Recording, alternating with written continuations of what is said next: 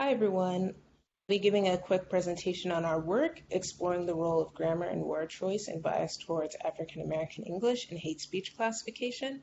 And I'm presenting on behalf of my fellow co-authors whose names are listed here.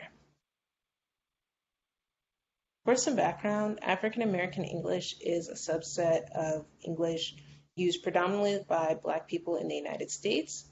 Most natural language processing systems that are created rely strongly on Standard American English, which is the subset of English most prominent among white Americans, which leaves African Americans and African American English out. Prior work has provided evidence that natural language processing systems have bias towards African American English. Some examples of such systems include sentiment analysis, language identification, and hate speech classification, which we focus on in this work. Prior work has shown that AAE is more likely to be misclassified as hate speech, and this bias reinforces notions of anti-Black racism, particularly the notion that Black people are inherently violent, and as such, by extension, African American English would be inherently violent or hateful.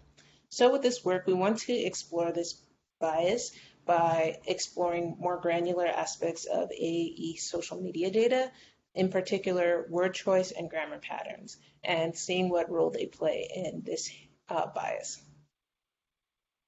We explored two research questions. How strongly does the use of swear words or offensive language impact the classifications?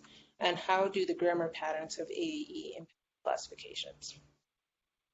Our overall findings were that AAE is more correlated and has a higher false positive rate for offensive, abusive, and hate speech classification labels, which are all subsets of hate speech labels that you can read more about in the paper.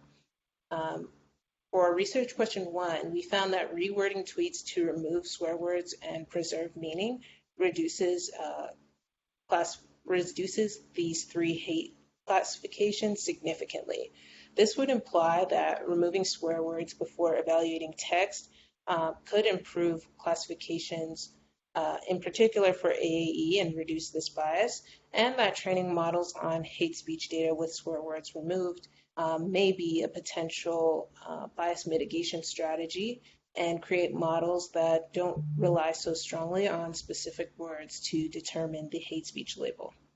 And lastly, for research question 2, the 4 grammar patterns that we explored in our work seem to have little impact on the classifications, but we think that there's room for future exploration of these grammar patterns and other grammar patterns in general.